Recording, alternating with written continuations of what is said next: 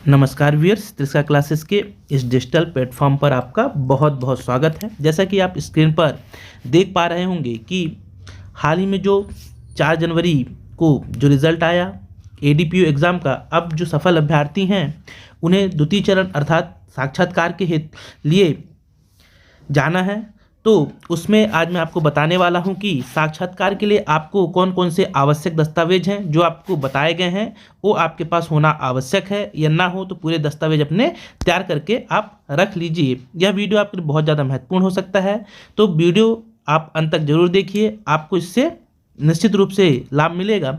चलिए हम देखते हैं कि आयोग के द्वारा कौन कौन से दस्तावेज जो कि आपके इंटरव्यू के लिए अग्रेसित करना है अर्थात उन्हें भेजना है, पूरी कॉपी बना के पोस्ट करना होगा, और कौन कौन से दस्तावेज आपको तैयार करके रखना है।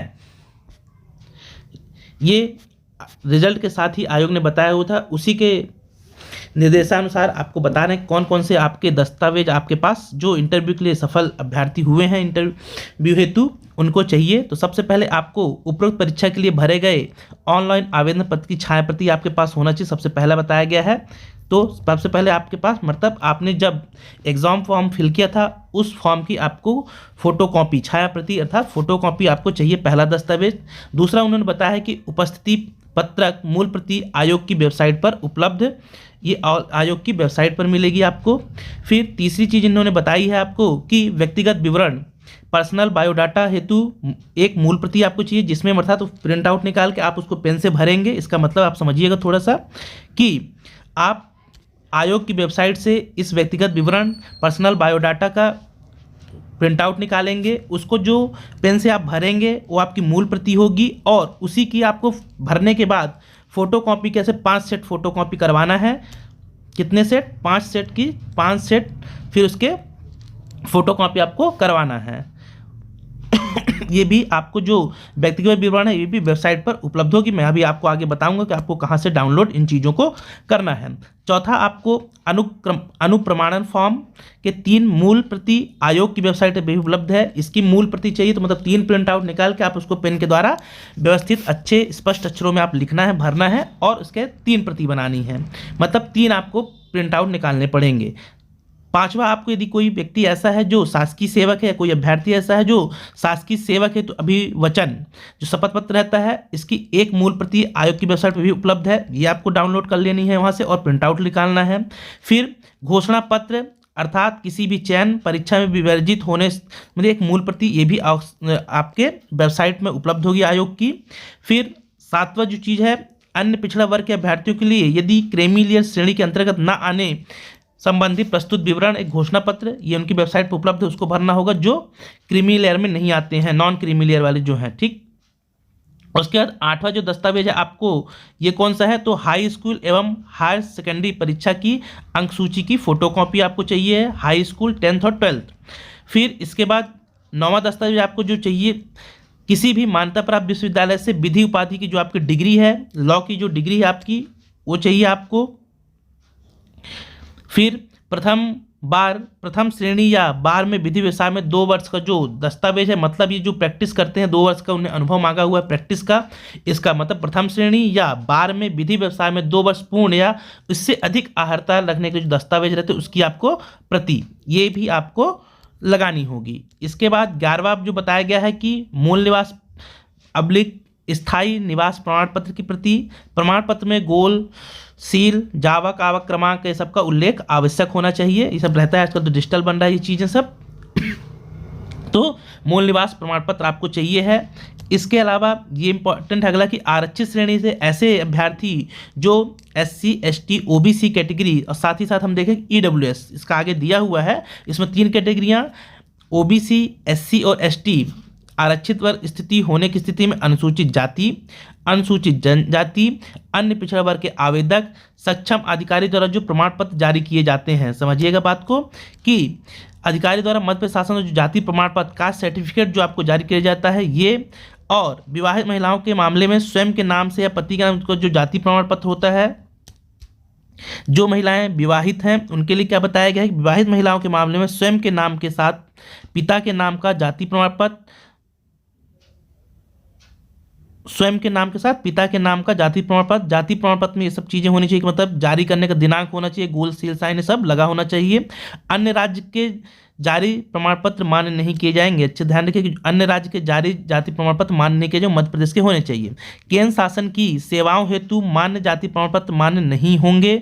मतलब देखिए दो प्रकार सर्टिफिकेट बनाए जाते हैं, एक केंद्र स्तर का रहता है, एक स्टेट स्तर का रहता है ना। तो केंद्र स्तर, केंद्र शासन की सेवाओं हेतु मान्य जाति प्रमाण पत्र मान्य नहीं होंगे। मध्य प्रदेश शासन की सेवाओं हेतु निर्धारित प्रारूप में जाति प्रमाण पत्र ही मान्य होंगे। तो इसे आप विशेष रूप से ध्यान रखिएगा। अगला जो 13वां आपका दस्तावेज होगा 13वें नंबर का, ईडब्ल्यूएस जो सर्टिफिकेट बनता है, ईडब्ल्यूएस श्रेणी की पात्रता रखने वाले आवेदक का एक वैध प्रमाण पत्र की प्रति। वैध प्रमाण पत्र की प्रति क्या मतलब है कि वो वैलिडेशन हो चाहिए, जब आपने फॉर्म भरा था उस तिथि पर वह वैलिड रहना चाहिए।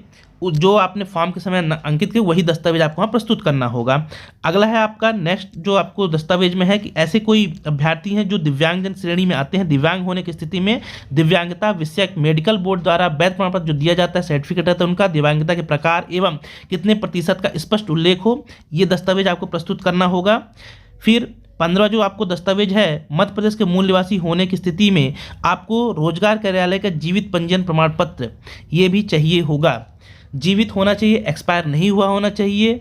ये भी आप ध्यान रखेंगे कि मध्य प्रदेश के मूल निवासी के लिए, मतलब बाहरी राज्यों के लिए नहीं है, लेकिन जो ऐसे अभ्यर्थी जो मध्य प्रदेश के मूल निवासी हैं उनके लिए मध्य प्रदेश रोजगार कार्यालय में जीवित पंजीयन प्रमाण पत्र की प्रति, प्रमाण पत्र की प्रति चाहिए। फिर नेक्स्ट जो दस्तावेज बताया गया है अगला कि महिला आवेदकों हेतु विवाह उपरांत उपनाम परिवर्तन की उसने शपथ पत्र देना होगा।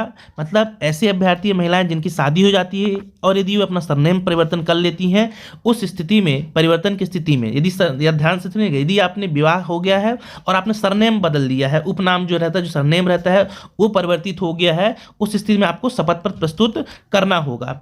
नेक्स्ट अगला जो दस्तावेज है 17वें नंबर का, शासकीय सेवक होने की स्थिति में सबके लिए नहीं ये मान्य रहेंगे जो इनके साथ कंडीशन उन्हीं के लिए, बाकी ऊपर के जो यहाँ तक है आपका मन सब लगभग 13वें नंबर तक लगभग सभी दस्तावेज चाहिए सबको, लेकिन ये विशेष कंडीशन, यदि कोई व्यक्ति शासकीय सेवक होने की स्थिति में विभाग द्वारा जो एनओसी मिलती है, अनापत्ति प्रमाण पत्र रहता है, वो की प्रति चाहिए। अनापत्ति प्रमाण पत्र प्राप्त ना हुआ तो विभाग से अनापत्ति प्रमाण पत्र हेतु प्रस्तुत पत्र की सत्यापित प्रति। यदि आपको ऐसी कंडीशन बताई है कि आपने एनओसी लेने के लिए विभाग से बोला हुआ है लेकिन विभाग के द्वारा एनओसी नहीं मिली है, तो उस स्थिति में यदि एनओसी नहीं मिल पाई है तो विभाग को अनापत्ति प्रमाण पत्र हेतु जो आप एप्लीकेशन करेंगे उसकी आपको सत्यापित प्रतिलिपि संलग्न करना होगा। ध्यान से पढ़िएगा, इंपॉर्टेंट रहता है, छोटी छोटी गलतियां होती हैं जिन्हें हमें ध्यान रखना है कि यदि मान लीजिए आपको विभाग के द्वारा एनओसी नहीं मिल पाई है और आपको फॉर्म भेजना ही है, तो उस स्थिति में आपको प्रस्तुत पत्र की, मतलब जो आपने आवेदन किया है विभाग को अनापत्ति एनओसी देने के लिए, उसकी सत्यापित प्रतिलिपि आपको संलग्न करना होगा। ये आप ध्यान रखिएगा। ऐसे जो व्यक्ति या अभ्यर्थी शासकीय सेवक है उनके लिए बताया गया है। इसके बाद अगली जो बात बताई गई है, अन्य कोई प्रमाण पत्र यदि हो जिसका ऑनलाइन आवेदन पत्र में उल्लेखित हो, मतलब इसके अलावा जैसे मान लीजिए उनके पास किसी ने पीजीडीसी लगा दिया हो उस समय, या किसी ने पोस्ट ग्रेजुएशन की चीज़ें और कुछ लगा दिया है, अन्य ऐसे कोई प्रमाण पत्र और ग्रीन कार्ड वगैरह जो होते हैं, और भी कोई ऐसे आपने प्रमाण पत्र यदि प्रस्तुत किए हैं आवेदन करते समय, यदि जिसका ऑनलाइन आवेदन पत्र में उल्लेखित किया गया है आपने, तो वो भी दस्तावेज आपको प्रस्तुत करना होगा। तो ऐसे कुल 18 बिंदु आपको आयोग के द्वारा बताए गए हैं, तो आप इनका विशेष ध्यान रख सकते हैं। देखिए एक बार और हम देख लेते हैं कि सबसे पहले उपरोक्त परीक्षा के जो ऑनलाइन आवेदन भरा वो चाहिए। उपस्थिति पत्रक, जो मतलब आपका जब जिस दिन आपने एग्जाम दिया होगा तो आपसे एक साइन कराई गई होगी एग्जाम के समय पत्रक भर, उपस्थिति पत्रक प्रेजेंट होने का एग्जाम में, वो आपको वेबसाइट से मिल जाएगी, इसकी मूल प्रति चाहिए आपको, ठीक है। अनुप्रमाणन फॉर्म की 3 मूल प्रति, शासकीय सेवक हेतु जो आपको अभिवचन मतलब पत्र जो होता है ये भी वेबसाइट पर मिल जाएगा। घोषणा पत्र मतलब किसी भी चयन संबंधी घोषणा, ये भी वेबसाइट पर मिल जाएगा आपको। फिर अन्य पिछड़ा पर क्या, यदि क्रीमिलेयर श्रेणी के अंतर्गत ना आने के, मतलब नॉन क्रीमिलेयर के जो उनके लिए घोषणा पत्र रहेगी, ये भी वेबसाइट पे है। 10th-12th की मार्कशीट आपको चाहिए, किसी जो आपकी डिग्री की मार्कशीट है। फिर प्रथम श्रेणी यदि आप व्यवसाय कर 2 वर्षों का जो उनका आपके बार का या किसी व्यवसाय कर उसका सर्टिफिकेट, मूल निवास प्रमाण पत्र आपको चाहिए, या स्थानीय निवास पत्र, मूल निवास प्रमाण पत्र, है ना। फिर इसके बाद अगला आपको चाहिए क्या, अनारक्षित श्रेणी की जो सर्टिफिकेट, कास्ट सर्टिफिकेट चाहिए, ईडब्ल्यूएस सर्टिफिकेट, फिर दिव्यांग सर्टिफिकेट, फिर मध्य प्रदेश मूल निवासी रोजगार कार्यालय का पंजीयन। यहाँ तक दस्तावेज तो लगभग सभी को ही चाहिए जो जिनके जिस कैटेगरी में उनके लिए सबको चाहिए। फिर इसके बाद कुछ विशेष परिस्थिति, यदि ऐसी महिलाएं जिन्होंने अपना शादी के बाद सरनेम चेंज कर लिया उनके लिए शपथ पत्र है, शासकीय सेवक ने तो एनओसी चाहिए, और अन्य कोई प्रमाण जो आपने आवेदन करते समय भरा होगा वो आपको चाहिए। चलिए अब हम देख लेते हैं कि ये दस्तावेज आपको मिलेंगे कहाँ से। तो आपको इसके लिए करना क्या है, तो आप ध्यान रखिएगा। इसके लिए आपको अब ये दस्तावेज आपको मिलेंगे कैसे, तो देखते हैं। आपको गूगल में जाना है और यहाँ पे आप टाइप कीजिए MPPSC और इसको सर्च कर दीजिए। जैसे ही आप सर्च करेंगे पहले पेज पे आप जाइए यहाँ पे और इस पर क्लिक कीजिए, तो आपको आयोग की वेबसाइट ओपन हो जाएगी। इस वेबसाइट को, ये वेबसाइट आपकी आयोग की खुल चुकी है। अब आपकी वेबसाइट पे आ गए। आप वेबसाइट पे आने के बाद यहाँ पे ये क्लिक कीजिए। ये आपको यहाँ पे कुछ दिखेंगे पॉइंट्स। यहाँ पे देखिए अबाउट अस, होम पे जाना, होम के about us, advertisement, examination, previous year, यहाँ पे देखिए डाउनलोड फॉर्मेट्स आ रहा है, इस पर आप क्लिक कीजिएगा।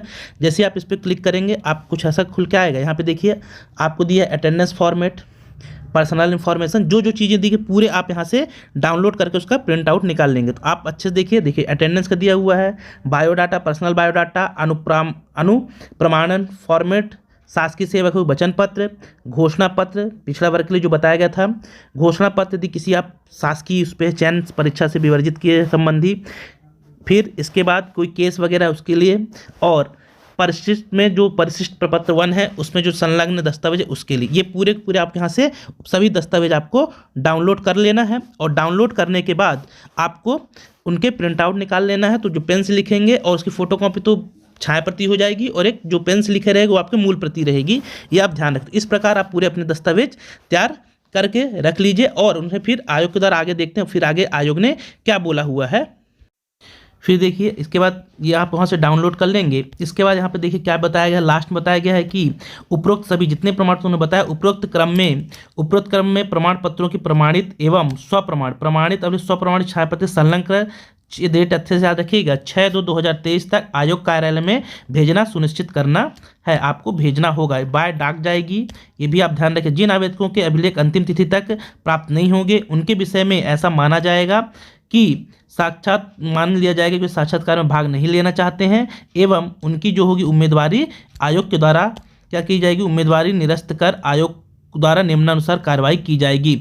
आवेदक द्वारा आगे क्या बताया गया है कि आवेदक द्वारा पत्र में दी गई समस्त जानकारियों को आयोग कार्यालय द्वारा सूक्ष्म जांच करने के पश्चात आवेदक के साक्षात्कार की पात्रता होगी और साक्षात्कार की तिथि पृथक रूप से घोषित की जाएगी। या आप पूरा ध्यान रखिएगा। तो ये आप अपने दस्तावेज इस रूप में आप तैयार कर सकते हैं। हो सकता है ये वीडियो आपके लिए बहुत ज़्यादा मददगार साबित हो। इस वीडियो को आप ज़्यादा से ज़्यादा लोगों पर शेयर कीजिए। यदि जानकारी अच्छा लगी हो तो चैनल को सब्सक्राइब, लाइक और शेयर जरूर कीजिए। फिर मिलेंगे किसी नए वीडियो के साथ, तब तक के लिए बहुत बहुत धन्यवाद।